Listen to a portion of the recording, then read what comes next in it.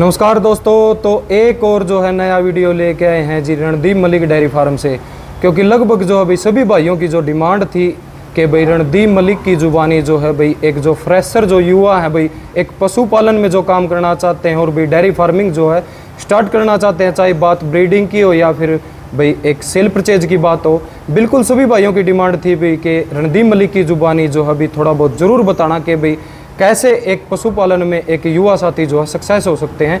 तो बिल्कुल रणदीप भाई साहब से मिलवाएंगे और सारी की सारी जो है जानकारी बिल्कुल शेयर करेंगे। भाई साहब राम राम। राम राम भाई जी। तो रणदीप भाई साहब लगभग अपने जो युवा साथी हैं सभी भाइयों की डिमांड थी कि भाई एक जो युवा साथी हैं कि डेयरी फार्मिंग स्टार्ट करना चाहते हैं, पशुपालन में काम करना चाहते हैं, तो बिल्कुल पहली सीढ़ी से आखिरी सीढ़ी तक का जो है आपने जो बताना है कि भाई कैसे स्टार्ट करें और किन बातों का ध्यान रखें, बिल्कुल बताओ भाई साहब। देखो, पहले तो मैं एक ही बात बोलना चाहूँगा कि ये ना सोचिए भैंस खरीदते हुए या मान के चलो कुछ भी है, मैं एक ही बात बोलता हूँ, एक ही फंडा है अपना। 10 भैंस लेते 5 ले लो, ठीक है जी। 10 भैंस लेते 8 भैंस ले लो। जरूरी नहीं है भैंसें कोई भी निकलती है, ज़्यादा रेट की भैंस कोई भी बनती है, सभी की सभी भैंसें 2, 2.5, 3 लाख से ज़्यादा मान के चलो हमारे जैसे व्यापारी ने खरीद रखी होती हैं। ऊपर वाला सिरा होता है 5 लाख की खरीद लेती हैं, ठीक है। उसके बाद तो शौक का पैसा होता है, किसी ने 10 लाख लगा दिया, किसी ने 11 लगा दिया, किसी ने 15 लगा दिया, किसी ने 20 लगा दिया, 30, 50 जो भी है XYZ। तो आप सबसे पहले कभी भी भैंस खरीदते हैं तो अगर आप फ्रेशर है तो 2-2.5 लाख से ऊपर भैंस ना खरीदें। अगर सबसे स्टार्टिंग में आप खरीदना चाह रहे हैं, आप स्टार्टिंग में ही 6 लाख की, 8 लाख की, 10 लाख की, 15 लाख की भैंस ना खरीदें। तो भाई साहब आपने बताया कि जो है 2 लाख से 2.5 लाख से ऊपर ना खरीदें। हाँ, बस ये है, लमसम 10-20 हज़ार तो अलग बात है, ठीक है जी। और भाई आज की डेट में जो पशु है, जो 1.5 लाख रुपए का एनिमल था पीछे वाले 4-5 महीने पहले जो 1.5 लाख की भैंस थी, वो आज की डेट में ऑटोमेटिकली 2 लाख की हो रही है भाई। बिल्कुल। फिर एक बात आती है, बहुत सारे भाई बोलते हैं ये 2000 में देता है, ये ईमानदार है। ठीक है भाई, वो ईमानदार मेरे पास लिया हो जो 2000 में दे हुआ है या 5000 में दे हुआ है या 10,000 में देता है, कोई भी XYZ कोई भी व्यापारी है, ये जनता सुन ले भाई इस बात को। कोई भी है ये कहता है कि मैं तो 5000 में देता हूँ या मैं 10,000 में देता हूँ या मैं 2000 में देता हूँ, मेरा तो नियम 2000 का है, मेरा 10,000 का, मेरा 5000 का है, या मेरा 100 रुपये का भी, ऐसे भी है मार्केट में लोग। बिल्कुल। तो भाई जनता उन आदमियों को XYZ, मैं किसी का नाम नहीं ले रहा हूँ, समझने वाले समझ जाते हैं, किसी का नाम ले रहा हूँ, उन भाइयों को आज मैं यहाँ पे बैठा हूँ, उन भाइयों को मेरे साथ में बैठा देना लाइन में। बिल्कुल। और उनसे लोटा नून गिरवा दे कि हाँ भाई मेरा ये है, हाँ ये भैंस है भाई, आज मैंने इसका रेट रखा 2,90,000 रुपये, ये आज का रेट है। बिल्कुल। कल को ये अच्छी निकलती है, हो सकता है इसका रेट बढ़ भी जाए। हल्की निकलती है, जो हमारी एक्सपेक्टेशंस हैं 2,90,000 रुपये रेट तब बढ़ेगा आदमी इसका बच्चा देने के बाद। आज तो मैं ले आया हूँ, जब कोई इसका कम से कम 19-20 किलो दूध देखेगा, अगर ये दूध ही देगी 8 किलो, कौन 2,90 देगा? और मेरी कहाँ तक चलेगी भाई, मैं इसको 2,90,000 की, अगर मैं इसको सपोज करो 2.5 लाख की भी ले आया ना, मेरे को कौन भाई 2,000 प्रॉफिट देगा ना भाई साहब। 8 किलो दूध दे रही है ये, कौन देगा भाई? नहीं देगा ना। तो प्रॉफिट का तो फंडा ही खत्म हो गया। ये तो प्रॉफिट का, ये तो भाई नजरदन है, नजरदन कैसी ये बनती है, इसका बनी का मोल होता है, बिगड़ी का मोल नहीं होता इसका, ठीक है। तो ये बात बिल्कुल जीरो है। ये बात उनको हीरो लगती है जिनके अंदर खुद की सेंस नहीं है। सेंस का होना बहुत जरूरी है। बिल्कुल वैसे मेरे मुंह जुबान से थोड़ी, मैंने देखी इतनी अच्छी भैंस दिखाई है, ठीक है, जो फिलहाल में दूध है वो बता दिया, ठीक है। मैंने ये तो नहीं बोला भाई इसकी मेरी गारंटी है, या इतना दे देगी, ये हो जाएगा। देखिए मुंह जुबानी बातें अच्छी लगती है। बिल्कुल। हमेशा किसने कही है, मीठे पे तो भाई कीड़े लगते हैं, जो कड़वा होगा वही सच्चा होगा, वो सच्चा होगा। वो नमक कभी भी कीड़े नहीं मिलेंगे। हाँ, कीड़े नहीं मिलेंगे, मीठे पे मिलेंगे कीड़े, ठीक है।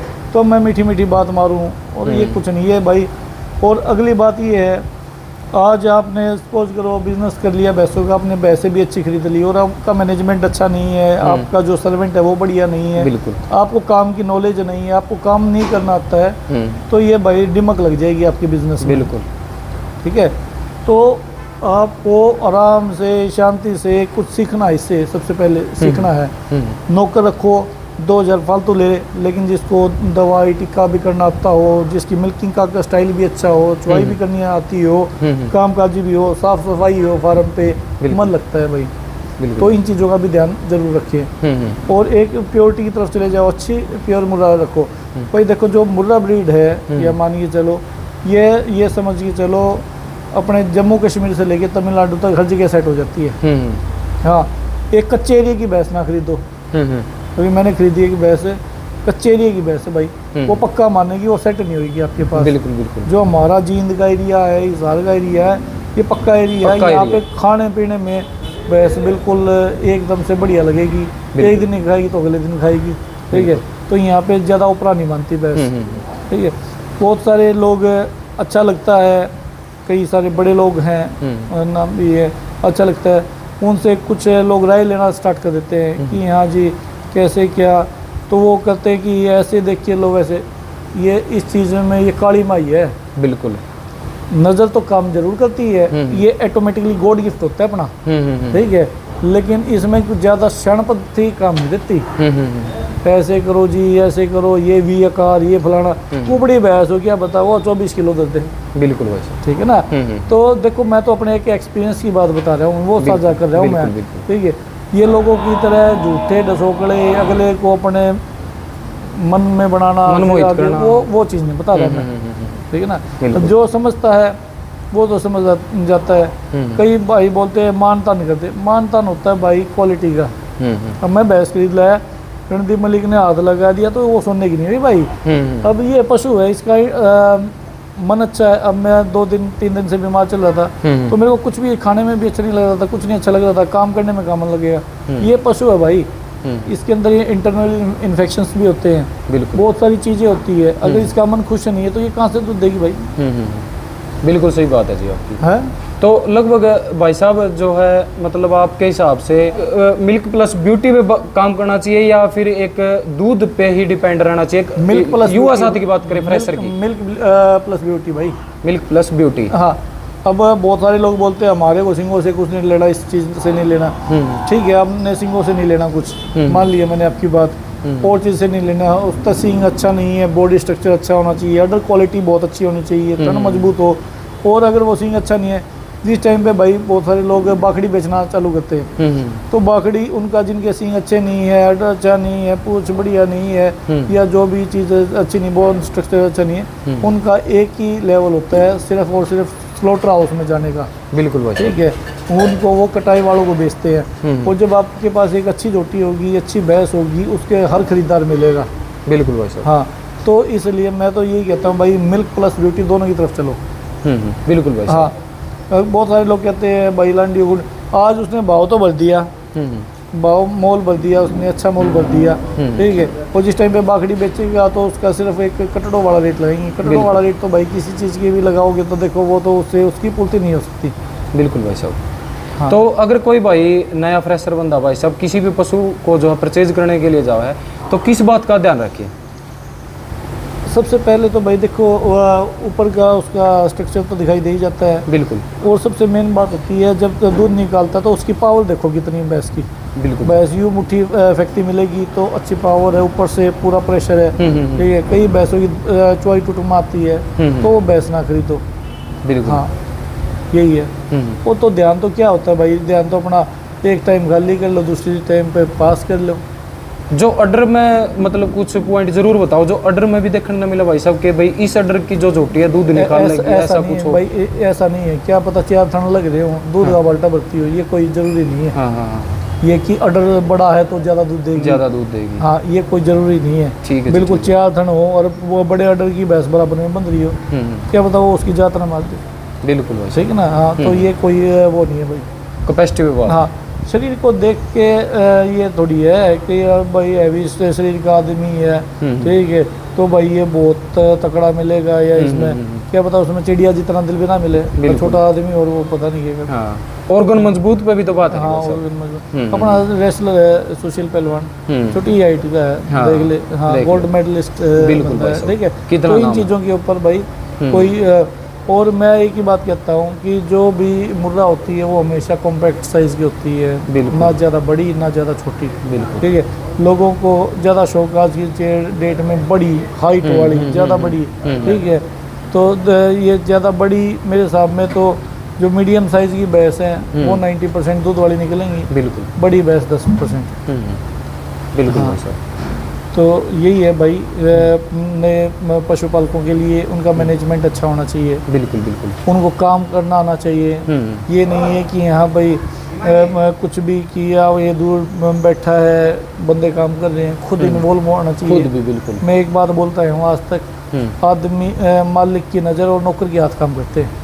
बिल्कुल जी बिल्कुल, यह बात सही है। अब मैं इधर आया हूँ, अगर मेरे को ये नहीं पता चला ना ये भैंस सुस्त है या नहीं है, हाँ हाँ। या इस भैंस के थर में दिखाई दे रही स्वेलिंग है, हाँ हाँ। या किसी मान दूध निकालते हुए किसी थन में दूध छोड़ा हुआ है, बिल्कुल। अगर मालिक को ये आते ही एक नज़र में नहीं पता चला ना, कोई ये जरूरी नहीं होता, बिल्कुल इसके ऊपर नीचे गर्दन घुसाना जरूरी हुआ है, उसकी तो ऑटोमेटिकली नज़र काम करती है। ये तो देखो भाई साहब, मैंने भी देखा है, अभी आप डेयरी पाए तो हर एक पशुधन की जो है आपने बिल्कुल मतलब कैच कर ली थी कि भाई किस पशुधन में कितना न्यार खाया होगा, भूखी कौन सी है, पानी पिया नहीं पिया, तो आपने बिल्कुल हाँ, तो क्लियरली जो देखा आप। ये चीज़ होनी चाहिए। बिल्कुल बिल्कुल। कोई बंदू ये नहीं है कि हाँ भाई बिल्कुल ही काम करना वही होता है, गोबर उठा रहा है, दाना डाल रहा है, ये नहीं होता। काम करवाना भी का भी एक अंतर होता है, डिफरेंस होता है। मानसिक मेहनत भी जरूरी है। हाँ हाँ बिल्कुल भाई साहब। हाँ।